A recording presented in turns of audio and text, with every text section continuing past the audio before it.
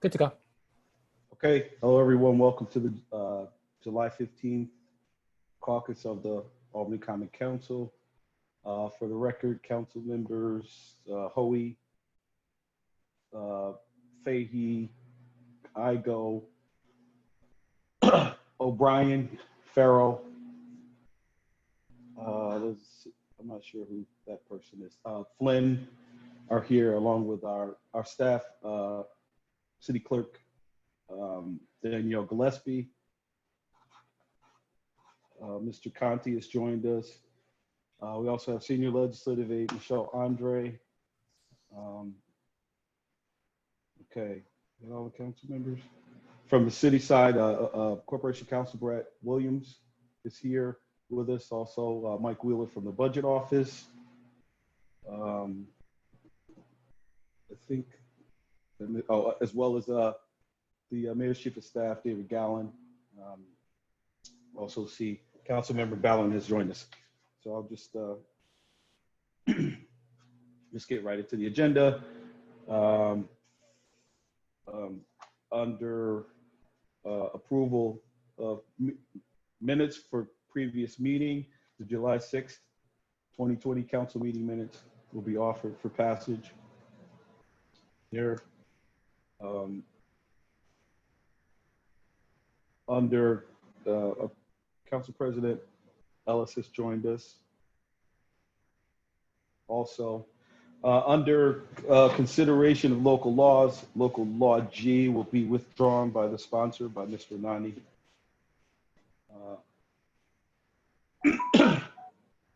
That was local law G of 20. Okay, on to consideration of ordinances.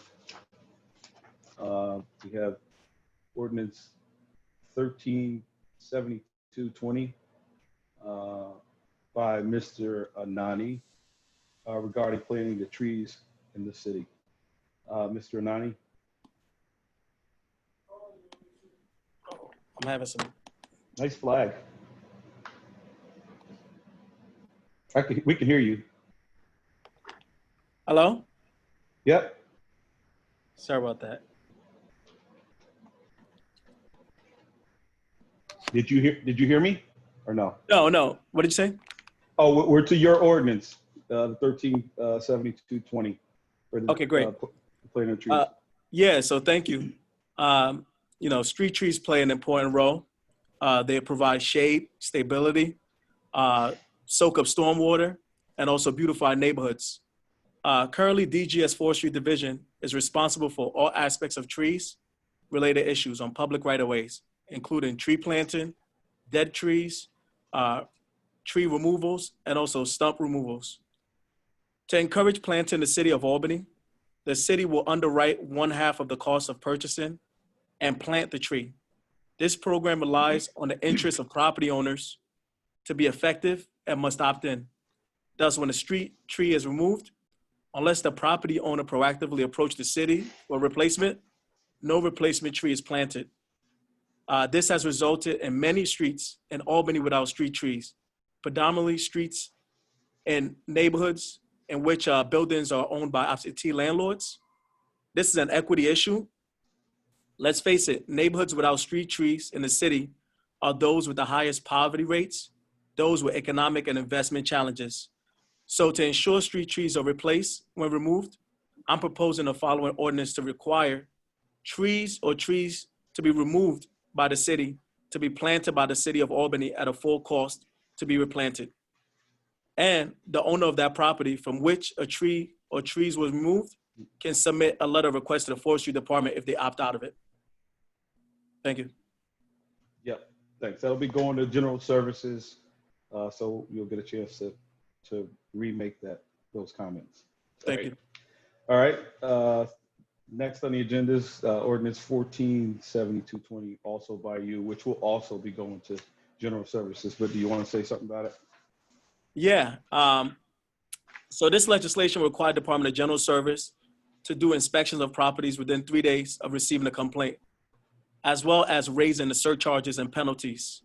So in Albany, if you have trash or overgrown weeds in front of your house, the city will post it after a complaint has been made, and then the city will give you 5 business days to clear it. Well, we have witnessed that even with the 5 business days, DGS does not come to take care of until the 15th or the 20th day.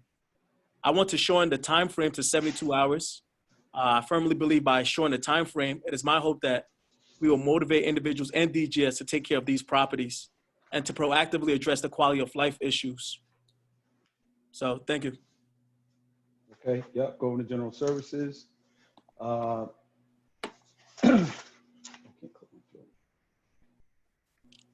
Okay, next on the consideration of resolutions.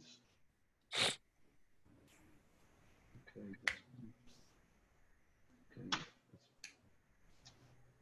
Thanks. We have 687220 resolution regarding the city treasurer's office entering into an agreement with cooperative liquid assets security system.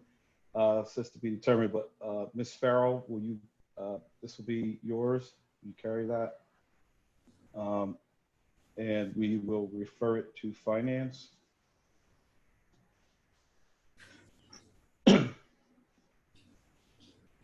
Sounds good.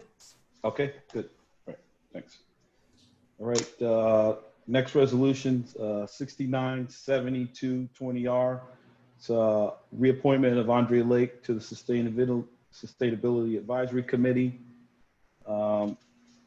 It's a reappointment, so we'll have him come in because it's been a while.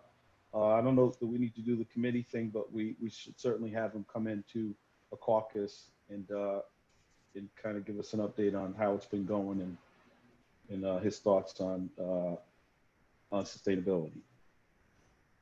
So we'll get him into a caucus. Okay.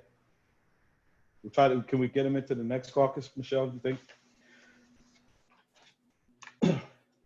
Hey, Kelly, Yeah. there are 3 appointments related to the Sustainability Committee. Right. So I don't know the last time the Sustainability Committee did a report to either the Planning Committee or anything. I don't know if you want to do it committee-wise or if you want to do full caucus. If we haven't gotten a report, so maybe we ought to do planning meeting and pull those guys into it. So Michelle, scratch the have them come into caucus. So we'll do it Okay. because they're well overdue. So it's not like we have. Yeah, to it's. I think it was. It may be a year and a half ago that we got our last report. Correct. Yeah, and it's been a while, and it's been a while since they've been reappointed. So And Andre Lake actually was appointed in 2018. Yes. But the other 2 have their appointments have expired. One expired in 2016. The other one, let's see. Oh no, Tina Lieberman. She was appointed in 2018. So she needs to be reappointed. So, but it's good to get an update from those folks anyway. So we could do a committee meeting. I have Okay. a question, Jamel. So do we currently send out reminders to the committees and the boards and all that when their reports are due to us? Do we send those out to them? And if not, can we start doing that to make sure we get the reports on time? Yeah, Michelle, you could speak better to that, but just based on emails I've been getting in the last couple of months and some of the other members, she's been double time in trying to gather this information and get updates from all of our boards and committees. But the idea, Michelle, can you just make a note on that and just consider doing a reminder when they're due? I have emailed them. I just have to get them to, I've been several different departments and individuals that's responsible for these reports. I just haven't been getting reports back. That's just, it's been reminders. Yeah, it's generally just been that they just don't respond to us. We do remind them, but they just don't respond sometimes. And so what I would say to that is if the ones that aren't responding, and some of those emails I'm copied on, Michelle, but not all of them.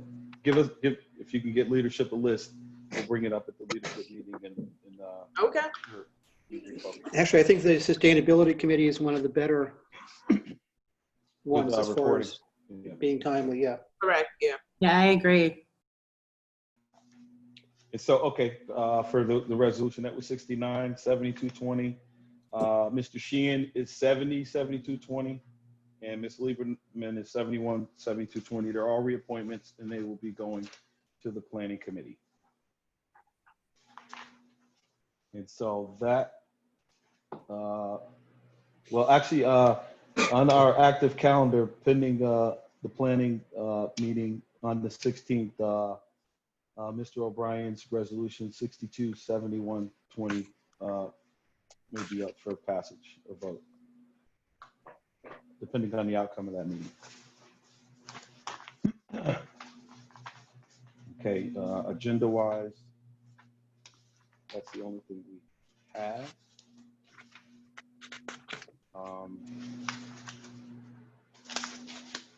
So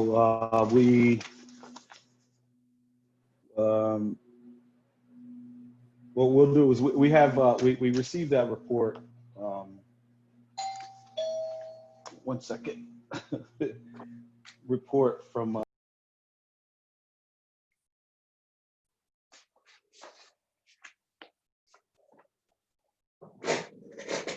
Kelly, you're muted. You're still muted. how's that? So, Ms. Farrell, will you take us through the finances? That's why we have Mr. Galen, Mr. Wheeler here to kind of go through that information that they sent us. So will you take it from here? Absolutely. Yeah, we also have an update on the police. I'm blanking on all of the words right now. Why don't we go into, I'll let David and Mike take over kind of presenting that PowerPoint, and then we can get into it. Right, yeah, I apologize. It's the police reform stuff, and I have my notes on that also, but I got a little distracted. Sorry about that. Yeah, no, that's my brain just wasn't working. It's been a long week. But why don't we talk about the finances, and then we can talk about police reform. So everybody got the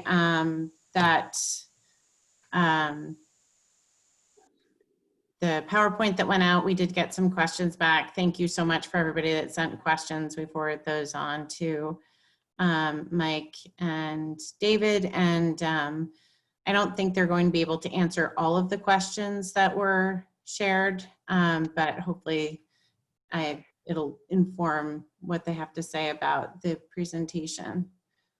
So if you guys want to take over, we will gladly turn it over to you. And I don't know if, Danielle, do you have this or JR that you can do a fun share screen situation? If David, if you have I gave you authority to screen share if you need to. I mean, I can also pull it up if you need. I'll do that right now. I don't. 2 seconds here.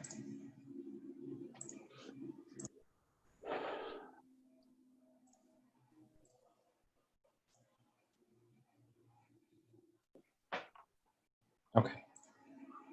Can everybody see that? Yes. Okay.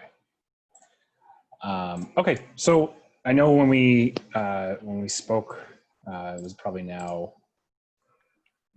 almost 2 months ago. We originally shared this slide with you. It is a slide that I know we've gone into some detail in the past, and we can answer some questions. And I know Mike's going to provide an overview of what he's looking at right now and in terms of forecasting and doing a review of this slide. But just to contextualize the situation for everyone, as you've all been made aware and you've heard in the media, right now we have approximately an $18 million shortfall that's projected due to COVID and the decrease in anticipated revenues as a result.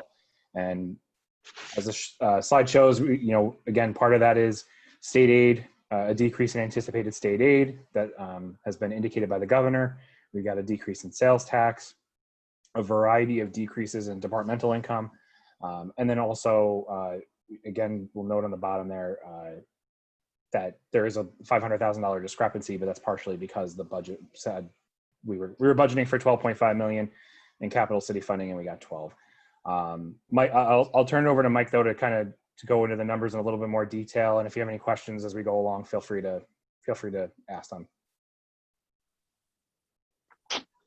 I am having some technical issues. I don't know if you can hear me or not. David, you froze up on. We can hear you. We just can't see you. Your video froze up. Can you still hear us or no? It's kind of fading in. I'm gonna just speak and then see if you guys can. Yeah, I'll queue up the slide. So Mike, so if anything comes up that you just to kind of give you an indicator. Yeah, I mean, for this, I do want to. Judy made a good point that I know it says 19% of a reduction. It's really about 10% reduction of the overall revenue side of the budget. What's on the slide is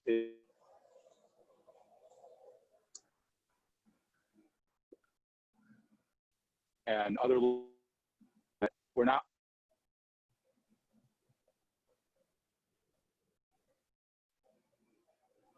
We're not hearing. Did we lose Mike altogether? I'll just reiterate. What? You there, Mike? All right. Yep. Oh, so you keep breaking out. Breaking out. Okay. Do you want to take? Yeah, I'll just repeat what you. Yeah, I'll just. Okay.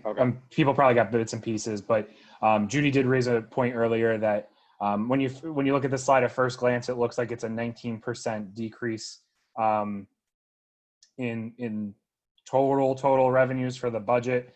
Our budget is approximately $181 million. So Judy's correct. It is only about a 10% reduction in the when you're looking at the totality of the entire budget. It's 19% of the revenues that we're looking at that are being impacted. So that just to make that distinction, so there's no confusion that this isn't a 20% total budget decrease. It's a 20% of these revenues that we anticipate are going to be impacted by COVID.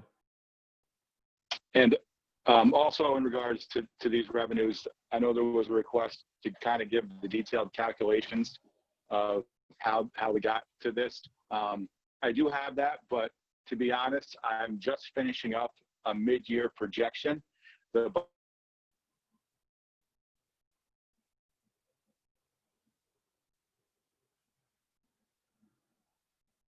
Mike, I think we lost you again. Seeing now because of 50% forecast.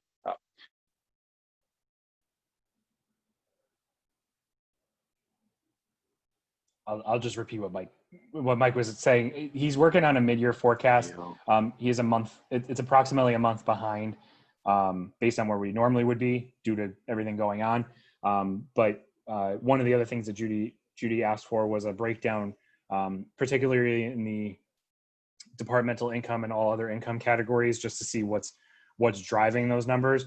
So what Mike is promising is once he completes that review, that mid-year review, so we can get a more accurate estimate of where these numbers will fall, then we'll circulate what those total projections are looking like on our end. So these totals will change a bit, which is why we don't want to share it now, because it's just going to be different in a couple weeks. So we'll revise after Mike completes his mid-year review, and then send over the line by line total, so you have a better sense of what's driving. But just generally speaking, these departmental income numbers, a big chunk of it has to do with reduction in parking meter revenue. Again, obviously sales tax is a big driver here, but a decrease in our ROPs, different types of permits that have application fees, just kind of across the board. But depending on the actual service itself a decrease in a variety of different departmental income. So we'll break that down more specifically and get a more accurate number for each of those revenues to each of you. Can I just, and I think, like, I put my hand up and Judy has her hand up, so. Oh, sorry, I only see 6 of you. No, I see My that bad. we put the little participants list up and it's just better that way. And then we have our hands raised virtually. So do you have, so what would be great is if there was some sort of timeline that we could have so that we can circle back and ask about it. Do you have a timeline of when that mid-year review is going to happen? I know Mike is in the process of doing it now. I don't know when he's going to be done. I know I don't want to oversell his timeline here. So hopefully he'll come. Are you there, Mike? Yeah, can you hear me? I Yeah, we can. anticipate having this completed this week, so I could get this out to you guys as early as next week. Okay, great. I will lower my hand. But both Judy and Richard. Can I ask? So one of my curiosities here that I think is helpful for the purposes of educating us what's going on here and having a discussion about it is, I'm assuming some of that departmental income that you have in that $5 million is actually things like police overtime that is reimbursable because a lot of events have been canceled. Could you tell me how much is that? It's what's in here is about 600,000 of police overtime. So we did take that correlation. That difference is also coming down on the expense side. So there are a handful of things in the budget that are like that. So whereas we do see a revenue reduction on one side, we do see a correlation of expense decreases on the other. So those are tied together. So what I really want to do when my forecast is done is kind of take, and I'm getting a little bit ahead, but where there's hiring freeze and where there's spending freeze, a lot of that's being dumped directly in there.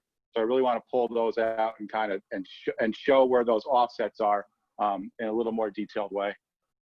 Yeah, so I mean, so that's specifically part of what I think we should be educating the council about, is because in some cases, some of these cuts are and decreases in revenues and decreases in staffing isn't anything above and beyond what would normally happen under the COVID kind of situation. So it's not like an additional penalty in a sense, because there's nothing we can do about it until we decide to start holding events like that again. Yep. So that's one thing. The other thing is that I just want to touch upon here is we're looking at departmental income and a reduction. Does your reduction here include the reduction that we anticipate versus what was in the budget for golf course income? It does. What's in here now is actually really based on the golf course had it not been opening. So we do have to make the adjustments for the golf course on both the revenue side and the expense side. So that's why there's a few assumptions we made earlier that did not happen that way, which is why I want to give you the updated draft of all this. But the golf revenue loss is in there, and it's also the savings is on the expense side as well.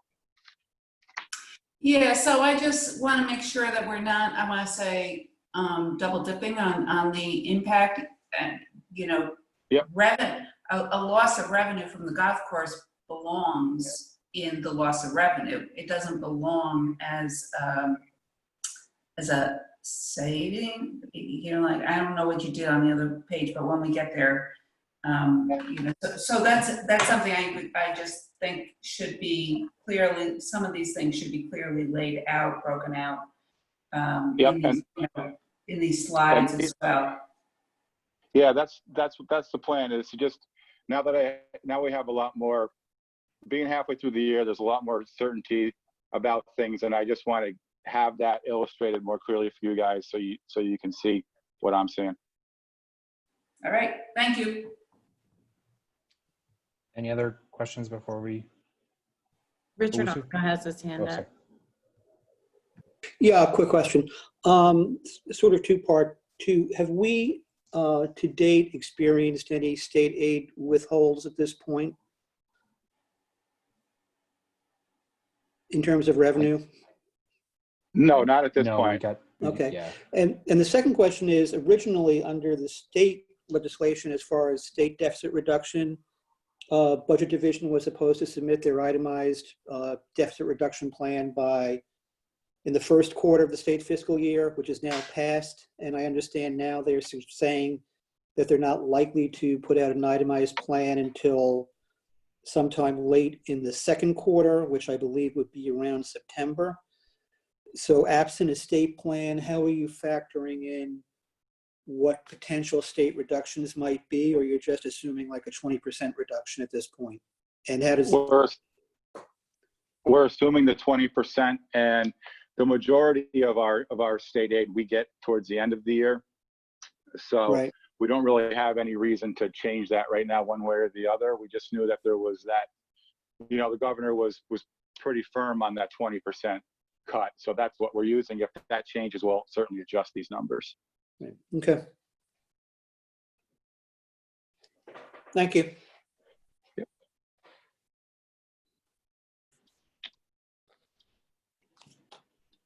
Hello?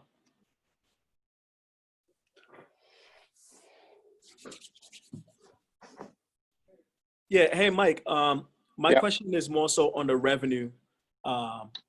Very too often, particularly in these times, local government and county government are looking at federal government for, aid and additional funding. Have we also looked at some of these big nonprofits here in our city as relates to the voluntary pilot agreement that we have in place? Is anyone making any type of payment, or have anyone made a phone call to even make up on their agreement?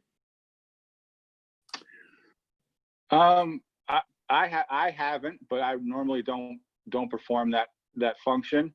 Okay. David and even Darius may have more insight into that. I do know that some of our larger nonprofits are hospitals, and hospitals are struggling through this. So are we. Yeah, I know. So it's it's kind of like we're all in this at the same time, and there's a lot of wells out there that are drying up like we are due to COVID. So it's a difficult situation. Yeah, and the next thing I'd like to talk about too is that looking at the county, for example, with sales tax revenue, are we also getting our fair share from the county into the city of Albany? I know there are many municipalities that have a 50-50 sales tax split. That's something that I'm looking into. And if there's any additional information that you'd like to share to accomplish this, I'll be more than happy to look into it. But I think right now, hello? Oh, go ahead. I just want to say the taxpayers of our city is struggling, and we have to figure out where we're going to generate revenue from, who owes us money, and it's time to pay up. And so I just want to just throw that out there for individuals to start thinking about ways, because depending on the federal government, I'm sorry, but I don't have faith in number 45 to bail out the city of Albany. So we have to look at some of the big nonprofits and also look at our county for some assistance and look for some aid as relates to sales tax revenue. So I just kind of want to throw it out there. This summer I have a lot of free time, so I'm going to be looking into it. But if anyone has some recommendations, I'm open to it.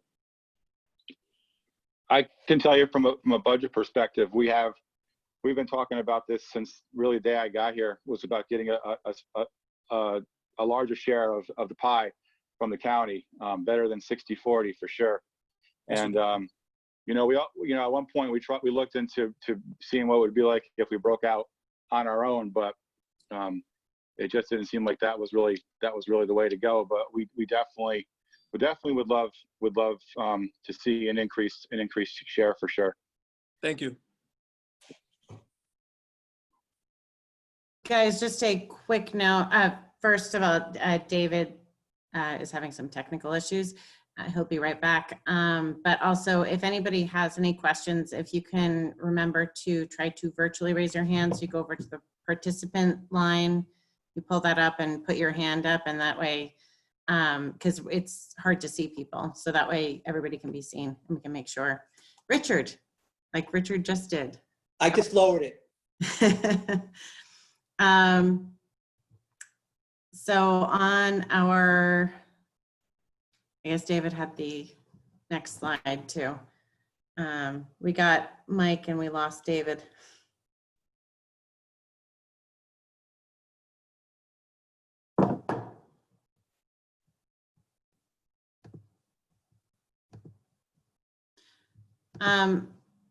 Is it possible? Did I mute myself? Okay, sorry. Mike, is it possible? Can you begin to start talking about that? Oh, Yes, can you hear me? yes. Okay, so, and Danielle has saved the day. oh, okay, cool. So Danielle, if we can go to the next slide that has so this is what we're looking at now as our really our main opportunity to significantly reduce this gap. I know Judy was wondering what that would leave us as far as reserves after using this.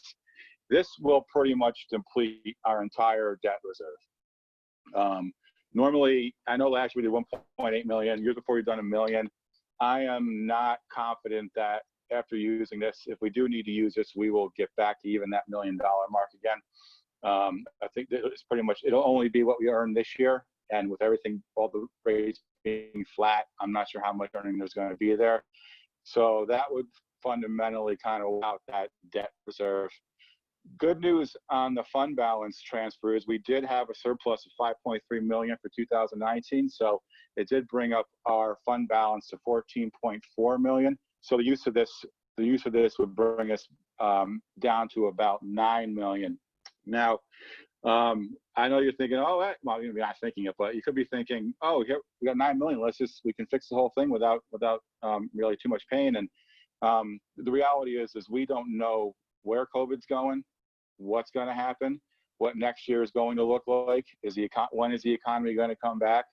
I think it's, we need to really be judicious about how we use our reserves and think about what may be necessary going into next year as well. So hopefully with a vaccine and federal stimulus, this is all just moot, but at this point, that's kind of, what we're thinking about why just using the 4.5 and not a little bit more right now.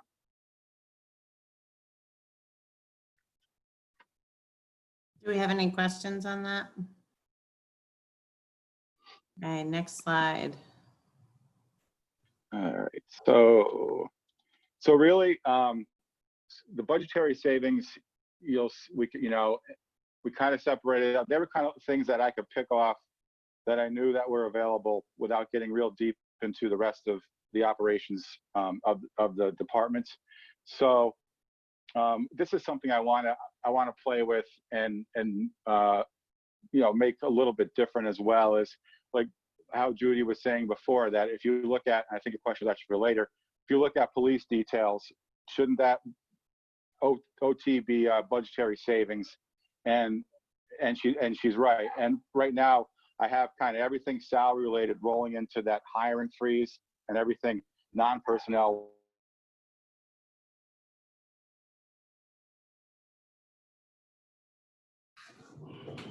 Looks like Mike's frozen. And it appears that Mike is also frozen. Things clearly class that way. So, and so if you go to the if you go to the next one, these are some of the things that were available for us at the time. If you go to the one that says budget adjustments, there you go. The snow removal, we literally have used no contracted snow removal money for 2020. So what I took here was what I felt was a very conservative amount that would still leave DGS enough funds for November and December storms as big as any we've seen in the last 3 to 4 years. So they even if we were to have another 22, 24-inch snowstorm in December, there's still enough left in there to cover those costs. Gasoline is another one where, with gas prices being so low, there is a great opportunity for us to be able to have significant savings in the gasoline.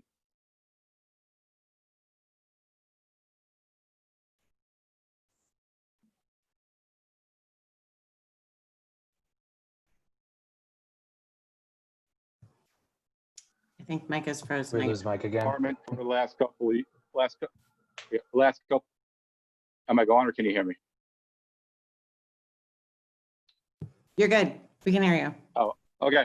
So this insurance is police's piece of what is our general city insurance that gets allocated to them. And I noticed that this year they are significantly higher than where I think they're going to be based on what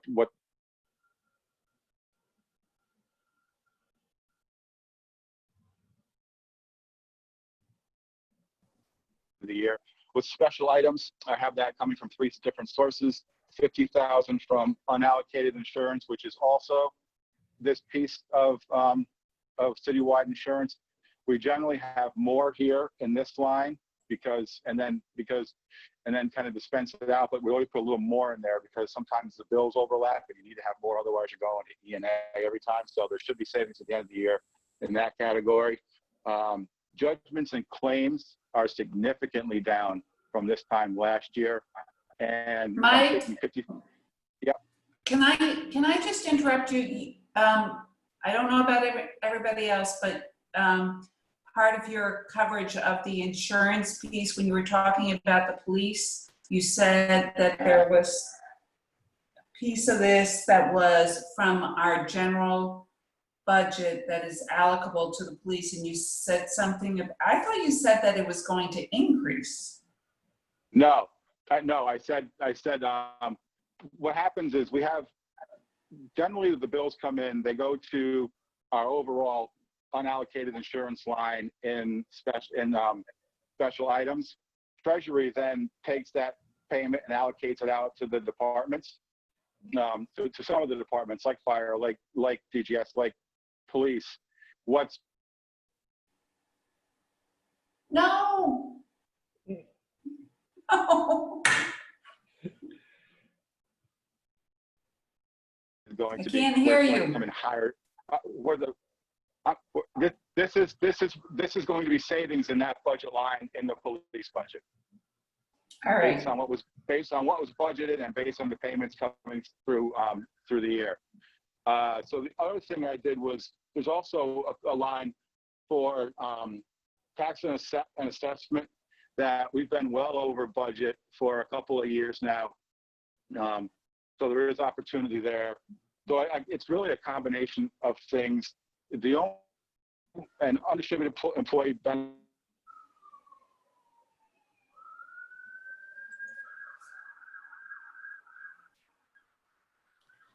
going to be moved into to be determined. We had a very high workers' comp claim that wiped out this savings. So that 95,000 is no longer going to be applied to this formula.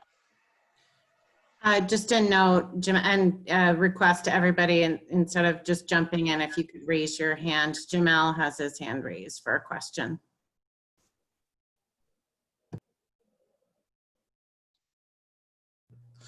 Okay. I'm not sure how to ask this question, so bear with me. I know one of the criticisms of the previous city auditor, Susan Rizzo, was that our funds not being in high yield interest accounts. So I wanted to know, are we taking a look at that, especially in the condition that we're in? Are we taking a look at that going forward into reallocating funds towards more high yield interest bearing accounts? And yeah. Okay. Okay. Yep. I will say that we from budget did agree with Stu early on and made significant strides working with Treasury to get more of our funds invested. And a lot of that has been what's led us to have a larger than normal debt reserve balance. So, but we know now that with the recession and rates flattening again, that those same returns aren't going to be there. I believe, if it hasn't already, there is legislation coming your way for the council that's going to have us join into a group investment plan with other municipalities. I think there's over 700, something like that, where we basically pool our money, pool our resources to get higher returns. So that's the direction we're moving into to maximize our dollars for investment. Great, thank you. Judy also has her hand up.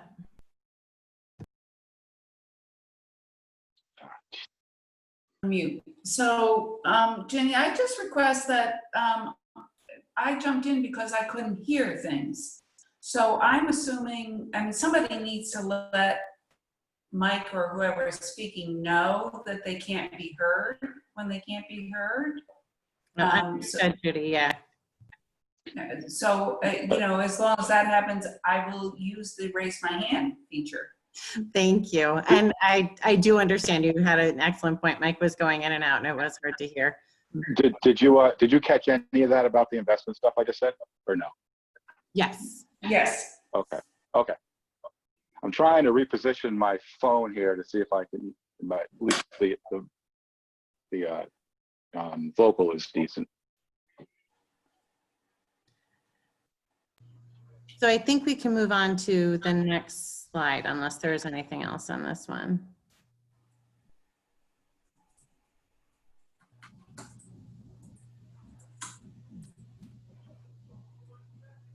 Okay, so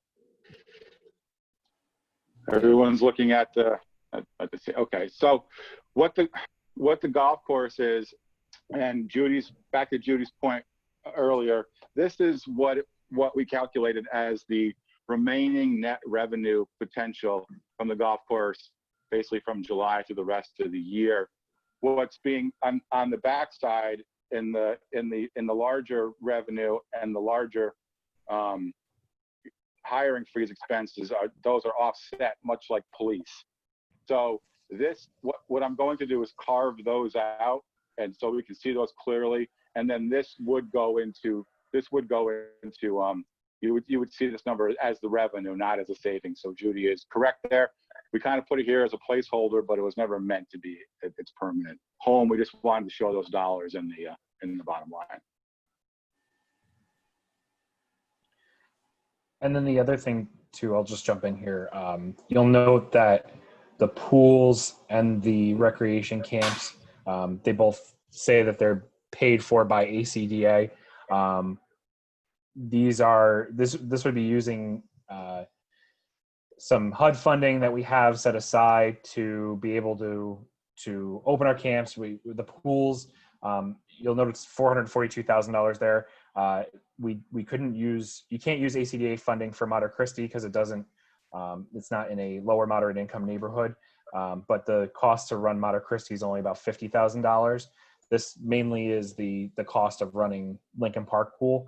But the one thing I want to reiterate with this slide is that, especially with the ACDA funding, keep in mind that this is obviously only a temporary solution.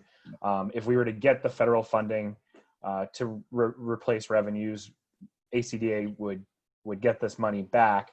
But if we don't get federal funding, these are the items listed here, especially the first numbers 2, 3, and 4 are really items that would again be something that we would have to potentially look at not having next year if we weren't able to get federal aid. So I want to make it clear that while we're able to pay for it this year through ACDA funding, the situation is not only dire for this year, but next year as well. And these are some of the activities that would be impacted by a lack of federal aid. Councilman O'Brien has his hand up. Yeah, I had a question on the golf course net revenues. Rec and DGS had a meeting, I think about 3 weeks ago, and the golf course opened. I think it was on sometime in June, and they gave us, normally according to the budgets over the last several years, the golf course revenues are over $900,000 a year. One year they almost went to $1 million. So then when it started late, we asked them for, I think it was like about a 3-week or 2.5-week report comparing those days in June of 2020 with the comparable days in 2019. And it actually increased from 69,000 to 85,000. So it just seems to me that that's an understatement of $290,000 for the golf course through the rest of the season, which usually goes until right around the beginning of November. It's usually in a normal year about $125,000 to $130,000 a month, and we have half of July, all of August, September, October left in the season. Just seems understated to me, particularly compared to the fact that strangely our revenues increased, probably because of the $10 per golfer increase fee. Well, Mike, that's why it's net revenue. That is the gross revenue minus the expenses. Okay.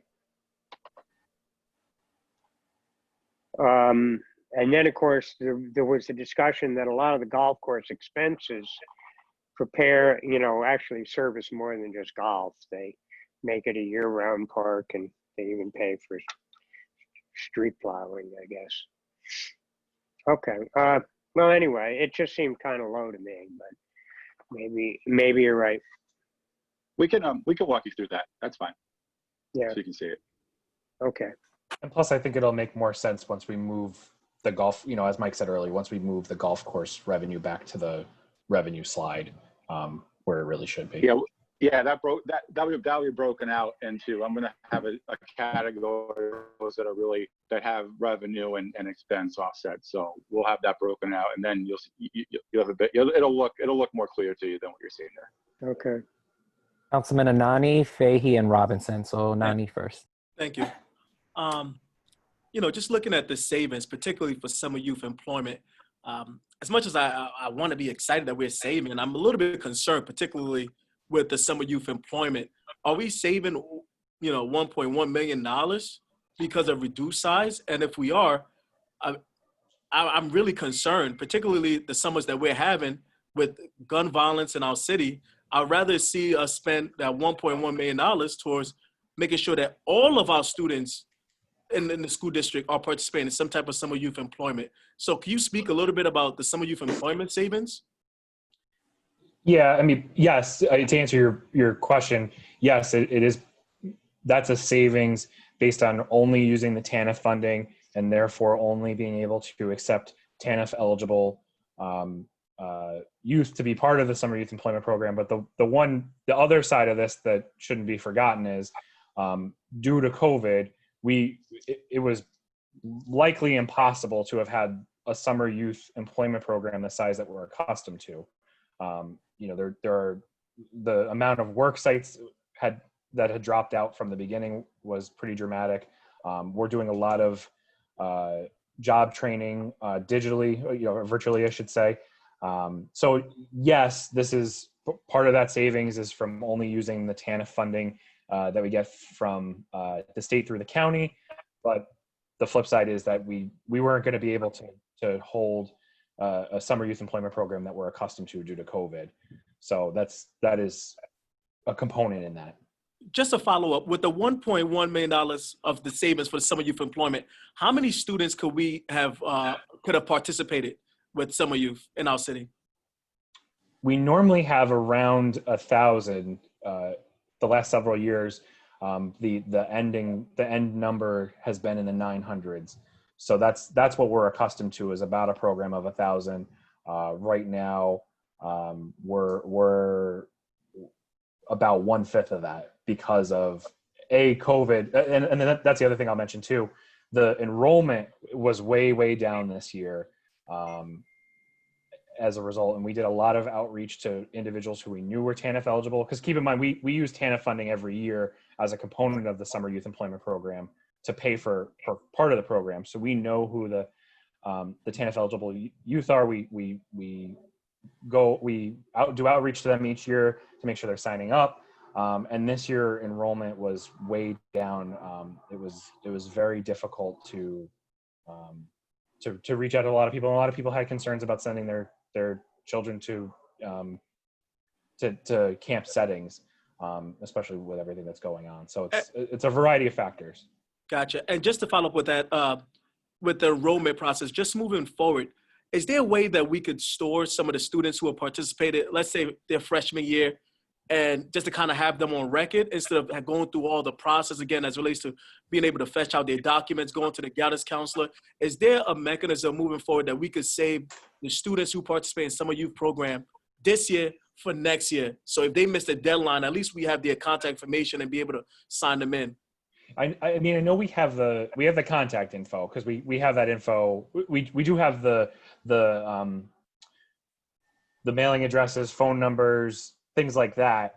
The part of the hurdle each year is that we are required to get certain documents due to federal guidelines. So especially with W-2 forms, working papers, things like that. There are certain requirements where we have to get verification each year. But to your point about keeping information on file each year to make it easier, we're doing that, and that's part of why we've been able to do some of the outreach we've been able to do to try to get the enrollment number up. But unfortunately, I don't know if we'll be able to get to a point where we can say, there's automatic enrollment and you don't have to bring any verification documents just because of the federal guidelines and the federal requirements around onboarding essentially employees each and every year. Yeah, I would just like to see that $1.1 million utilized, and I could come up with some ideas, maybe some online classes for individuals who might be interested in the city of Albany. But if there has to be, especially in these times that we're in, our kids and our families need some type of money going into their families, and these kids, they need to get off their streets. And I would, if there's a way we could utilize that money, I think it's going to save some lives. And that's I strongly believe that. Thank you. Councilwoman Fahey? Thank you. Dave or Mike, can you speak to the hiring freeze? I'd like to get a sense, I think it would be helpful to us to get a sense of where these positions, what departments we're talking about with these positions not being filled. It'll Sure. give us a better sense of some of the stresses that different departments are under. Yeah, I will say one of the biggest components of this number is our freeze on seasonal, summer, and temp help. So that number itself is over $1 million on its own. But the department that has the largest amount of vacancies right now, and the freeze is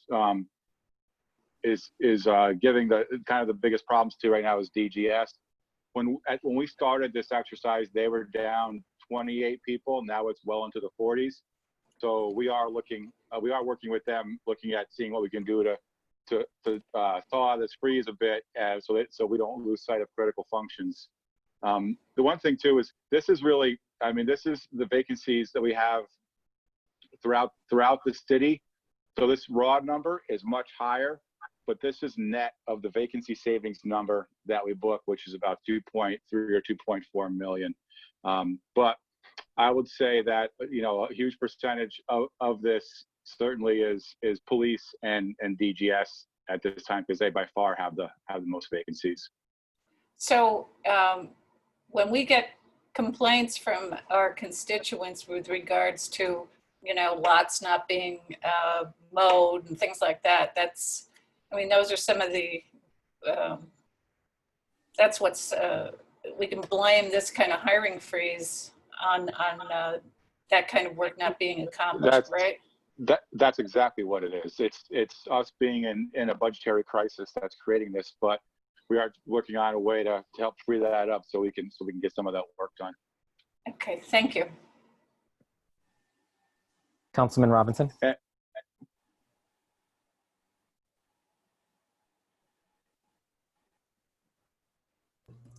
I normally ask this question every time we had this discussion regarding savings, and I think there was supposed to be a deliverable from the last time it was discussed. But the streetlight purchases, what are we saving on that? Do we have this? Has there been any type of analysis done?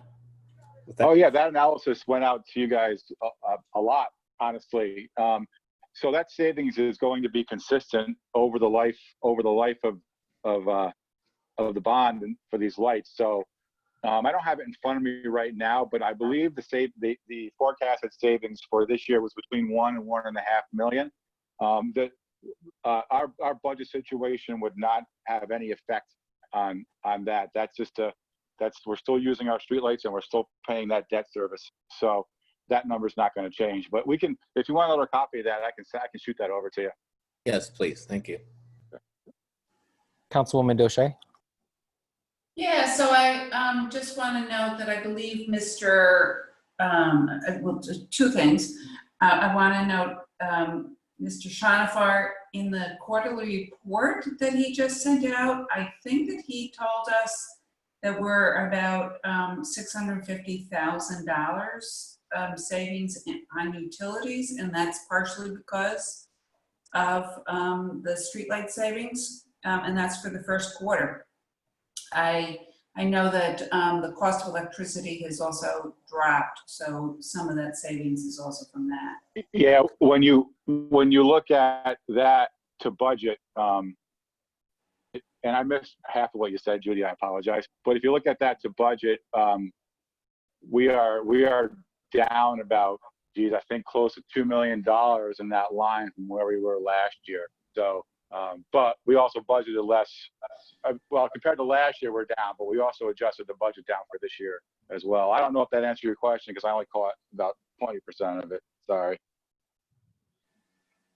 Yeah. So the other thing is, thanks for the information on the hiring freeze. I would like you to provide us with more of a breakout on that, because I think that there are other departments that are also being impacted. For example, I think that the planning department might still be down one. And you know, it's Yep. and I'm curious about cultural events, whether there's been any cuts or if they're down any because they're having fewer activities to schedule. There has not been any layoffs to this point. They are involved in some online content, and they're also being utilized as resources to some other departments that are currently down. But we can get you the most updated vacancy report. I just have to get it out to the departments to bless it before I send it out because the system has some funky things that go on with sometimes. But I can get that to you as well. All right. And then if you could explain the 1.7 million spending freeze. So that's not purchasing supplies and equipment. What is it? That's exactly what it is. What I did for that is I went through every single non-personnel line within the departments. I looked at their last 3 years of where they came in, where they were at this point in the year. At this time, I think it was around May, and basically put them at a number that I felt was achievable because it was very much in line with where they were historically. And to budget those, you know, based on where we are right now, the savings we've seen so far. I also should point out that we have, with the spending freeze, every purchase the department makes has to come through budget with a justification to be purchased. So we are scrutinizing every PO and invoice that comes through. And this spending freeze is based on an achievable goal, but puts them at the bottom end of where they have been historically. And this is projected to be the cushion between that and the budget by the end of the year. All right. So the other question that I had was I participated in a conversation with Citizen Action about a month ago with Senator Schumer's office regarding the importance of providing additional funding and remedies for various things. And we talked about government, funding and the enormous cuts and the enormous consequences of this. They seemed to be pretty positive that what was going to be negotiated was going to be quite substantial in terms of making this whole and also assisting us with enough money that we could then use it to help for next year. Where are things on that? So right now, the U.S. Conference of Mayors has been very active in making a push. They're basically calling it July or Bust, where they're leading a nationwide campaign for municipalities to be reaching out to their senators, to their Congress members, and advocating for passage of a bill that would provide for direct fiscal aid to municipalities.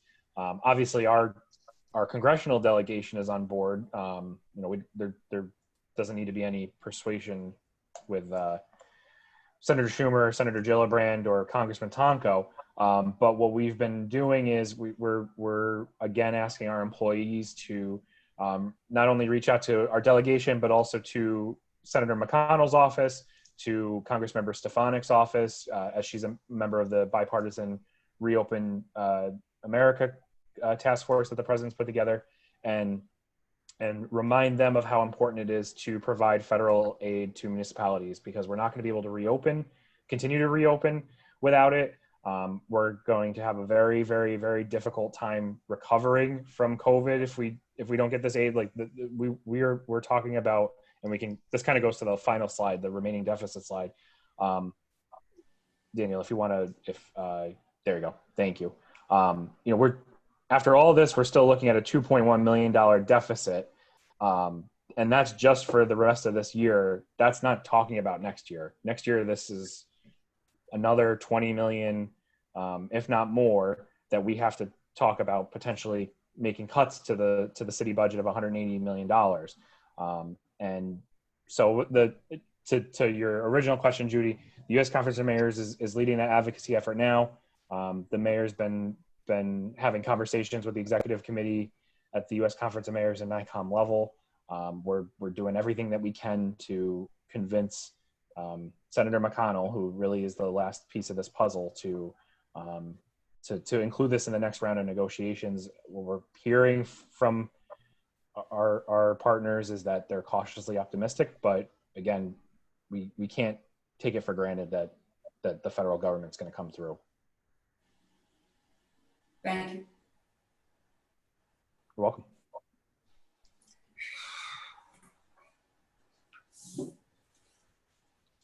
David's there. I have a question. You want me to bring it down now? You guys all set Joe. with the presentation? Yeah, if unless anybody had any questions about any previous I have slides. a question. David, Sure. Yes, Councilman. I've been told that DGS is actually having a problem getting seasonal employees because of the $600 benefit per week. Now, is that why some of the hiring freeze is as high as it is? And That's- will that come down if you start hiring, finding employees? That is anecdotally what we're hearing, which is part of why we're looking at working with we're working with Commissioner Ponenzio to see if we can hire some FTEs in place of the seasonals that we were originally going to hire to help with the work that needs to be done across the city. It's part of the hiring freeze is a direct has a direct impact on what you're seeing in parks across the city. Oh, definitely. in regards to cleanup and mowing, maintenance that you're accustomed to. And DGS has altered their plan accordingly, but you're right. They're having a very hard time finding seasonals, which is why we're looking at instead of filling some of these seasonal slots, filling some of the FTE slots. Thank you. You're welcome. I got a question, just a follow-up question regarding that. So what you're saying is that individuals who are on unemployment because they're receiving an additional funds through the CARES Act are not applying for these seasonal jobs? Is that what we're saying? That's what we're hearing anecdotally, that individuals when they're inquiring as to potential employment with the city in a seasonal capacity are realizing that it doesn't make economic sense to take the job, and we have higher paying positions through our FTE lines, which is why we were, instead of focusing on filling those seasonal positions, looking to fill some of the FTEs that are vacant instead. Okay, so are the seasonal people, are they normally individuals who apply for the seasonal jobs, or is it a new set of, or this is a new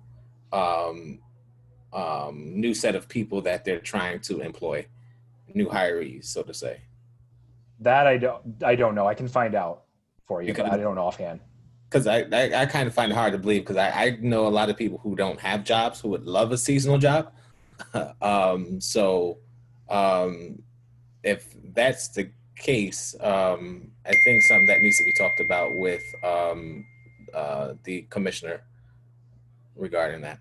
Yeah, and if you know, councilman, of people who are interested, I mean, we've been putting out information about the available jobs on our social media pages and in our email updates, but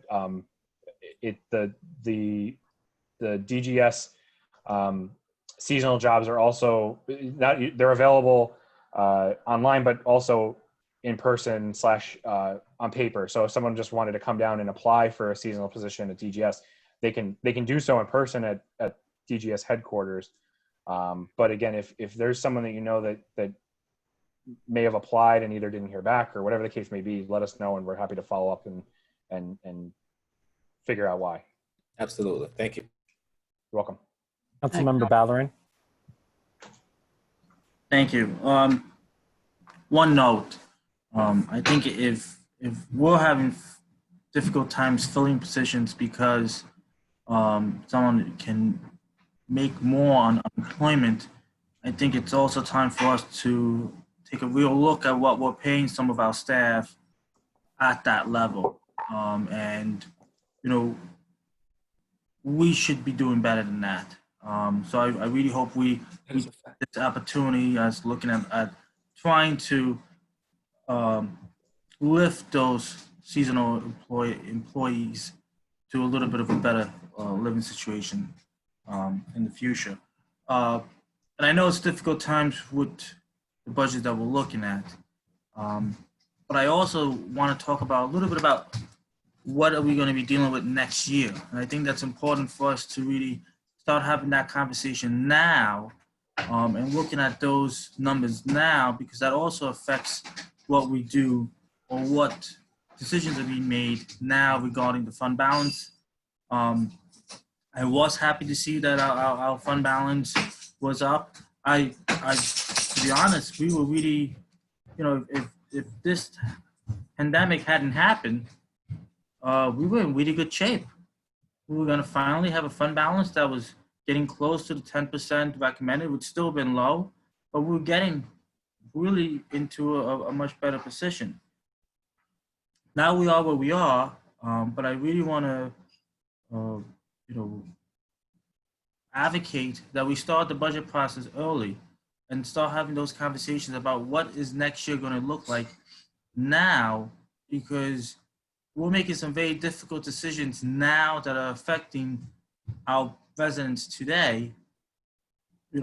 We should be aware of what's moving forward so we know how to better use our resources now, or save our resources because we may have darker days ahead. So I think we shouldn't shy away from those conversations either.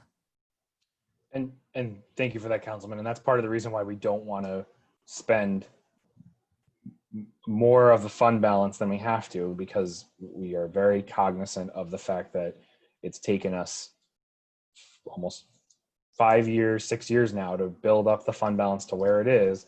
And that's a huge driver in our fiscal stress score, in our bond ratings, and a big component for how much we can do each year to invest in the city and to revitalize our neighborhoods. And if we spend all that fund balance, we will put ourselves right back into where we were in 2014 and 2015. So I hear what you're saying, and we're happy that the surplus from last year came in at where it is, but Mike would be the first to tell you that he doesn't budget to a surplus, so we can't anticipate that we're going to get another $5 million surplus this year, especially with everything going on. So we just have to be very, very cognizant of that. And then to your point about the wages and the issue around unemployment, we discussed this with leadership the other day. We do want to get that the wage equity committee up and running and get that process moving. So we're going to be working with leadership on that too here in the next few weeks to move that forward. Thank you. You're welcome.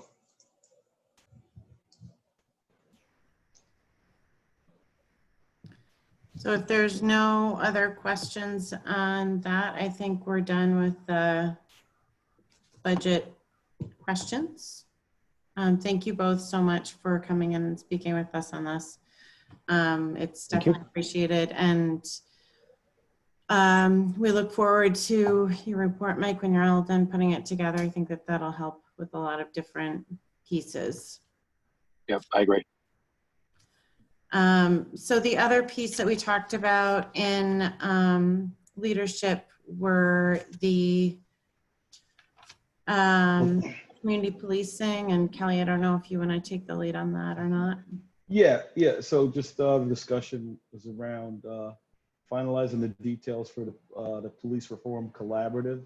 They're trying to get the mayor's office and the administration and the chief are trying to get the dates together and the curriculum. They'll be sending out letters soon to collaborators, including the council on that. And for the councils in this from our leadership, we decided that our members, everyone can watch and participate, but direct participation would be council president, the chair of public safety, the chair of finance, and the chair of human resources, human rights to directly participate.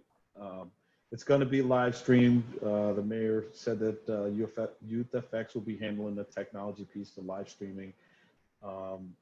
So folks will be able to see and on like Facebook to add comments and do stuff like that. But due to obviously COVID, we couldn't come up with a room large enough to hold everyone and have those discussions. So that's that. She anticipates it beginning in the beginning of August, and this is preliminary stuff, beginning in August, ending at the end of September, and that's putting together a mission statement and goals to put together a framework for some subgroups or subcommittees to work on these issues. And the topics are implicit bias, 21st century policing strategies, CALEA, the history of policing. And they're going to take a look at everything, deep dive into APD, the current programs, taking a deep dive into the data, calls for service, use of force, and all of that stuff is to be taken into consideration among other things. And there was a request on her, the mayor's behalf, or she made it, that whatever we do legislatively is in line and representative of what comes out of those groups, which we're gonna have some public safety meetings coming up, but that process needs to be informed by this other process. So we're gonna try to get those things in lockstep, so we're not working against each other and working together. So we come up with a good product in the end for us. Jenny or Corey, did I miss anything from that reform conversation? I would just add in terms of a big part of the whole process is going to be the breakout sessions. So there's the overall committee process, which would be live streamed, but the mayor anticipated most of the work to actually be done in different themed breakout sessions, which can have a lot more council members can participate in. And she said that even potentially council committee meetings could be part of that process as well. So we're really pushing for a lot of interactions with a lot of council voices to be heard in this process. So we're going to continue to push for that. And if there's any specific area that any council members would like to be involved in, if you could let leadership know so we can make sure that you're part of that process. So Thought I saw Councilmember Anani's hands up. Oh, I'm sorry. Go ahead. I just have a quick question for the people, council members who have been here for years. The police union president, is he typically ever invited to have any type of discussion with the council or kind of give any recommendations? I see him out there a lot, you know, putting out all these rhetoric and messaging towards the mayor, against common council members. I would like to invite him to one of these police reform meetings, or even to a public safety meeting. I don't know if it's happened in the past, or I don't know, just any advice. I would like to actually meet the gentleman to kind of talk about how we address the violence that's plaguing our city. He seemed to have a lot of solutions. So I'm kind of curious to see if we have ever invited him in the past, or would this be something new? The police union will definitely be part of the process. And not just, so as you're aware, there is a Article 78 against that union president. So there's also they're making sure that there's representatives from each layer of the police. But I mean, so that's a separate issue, I think, than what you're talking about, Owusu, because what I think what you're saying, which I can't really answer and I'd let other members answer, is even aside from that process, this guy's been going out and saying a bunch of stuff, and like, why isn't he talking to the council more about it? Just kind of curious, yeah. Thank you. Right, it just, I don't know that we've ever invited the union president in my time to. He has spoken in front of us. It was very memorable. Right. He's coming. For that, but I do vividly. He spoke during public comment, but we welcome him. For years, the fire union president and staff participated, and they came to every meeting. And I had a conversation with Mr. McGee regarding that. That, you know, fire's always here. They're in tune. They know. Why don't we get someone from the police side to attend? That way, they're not getting information secondhand and misconstruing or getting the miscommunication. They can get it directly by being there and participating. Yeah. He hasn't been yet, other than during the contract negotiations. Those are the only meetings that he's participated in. Mr. So, and all.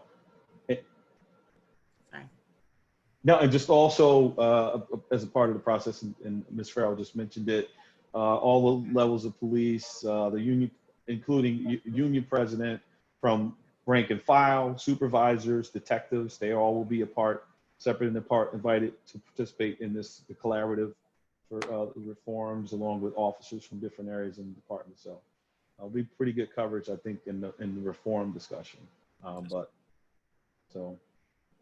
Sorry, Mr. Conti. Just going back to Owusu's original question. So has a union president, police officers union president, ever participated in the council public safety committee meeting? Not necessarily the current president.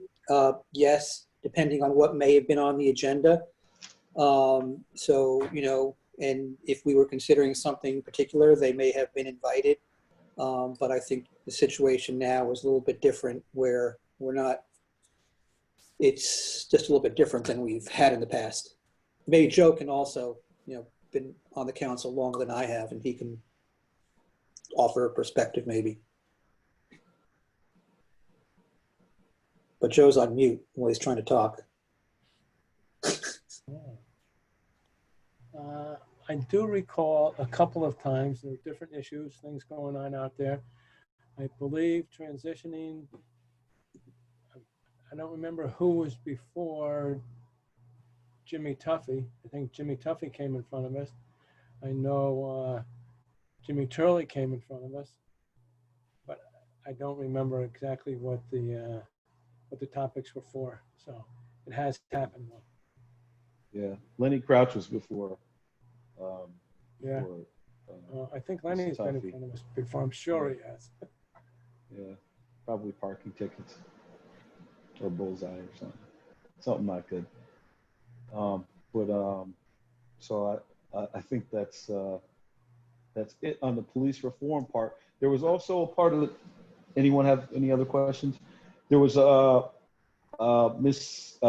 mayor mentioned that Miss Faye Andrews has $300,000 left over in the CARES money that she's trying to program, and it could be used for food, Chromebooks, internet, staffing, and she informed us that Miss Andrews will be putting together a webinar before the week's out to send out to people to help them with that process. Mr. Gallen, would you like to speak to that? Yeah, I can touch on that real quick. Faye's been out the last couple of days, but she and I have been talking, and I'm thinking we're going to finalize it tomorrow. It's probably going to be on Monday, where we do just a walkthrough of the application process for these CDBG grants. If you go onto the city website, it's the second item on the rotator on the homepage. But there is an online application. There's a paper form as well if someone would like to fill it out and drop it off.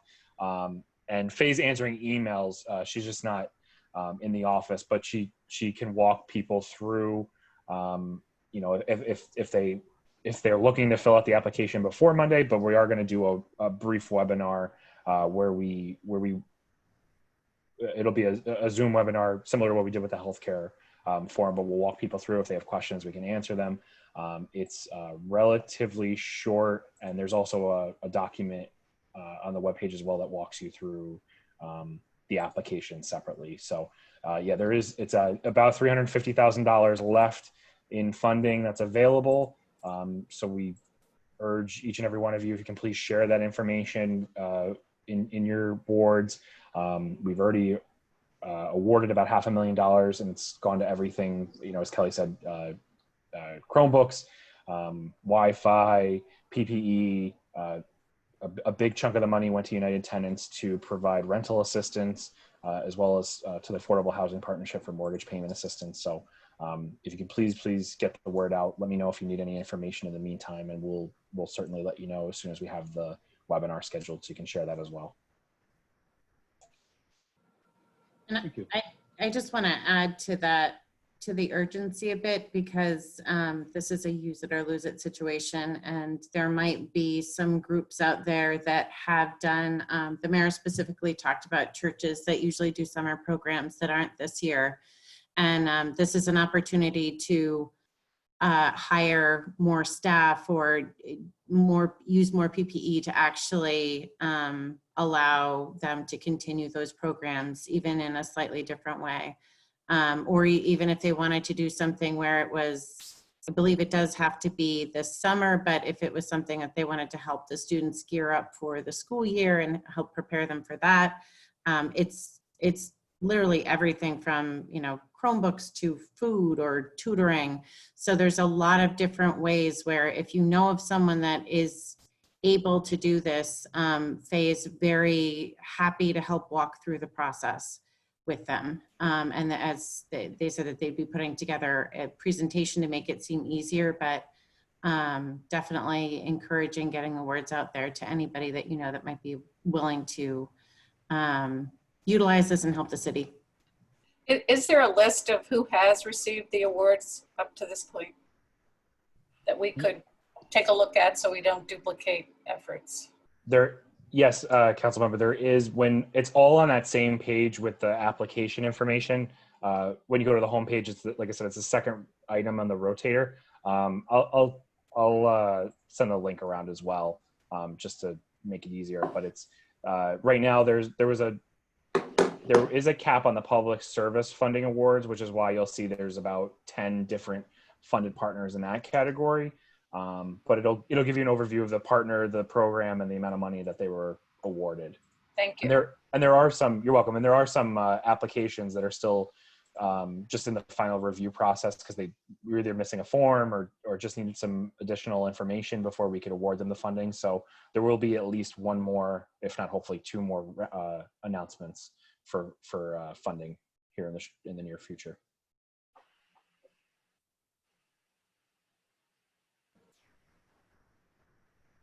Okay. Anyone have any other questions or anything else? If not, I move we adjourn. Second. All right. Meeting adjourned. All right. Bye. Night, everyone.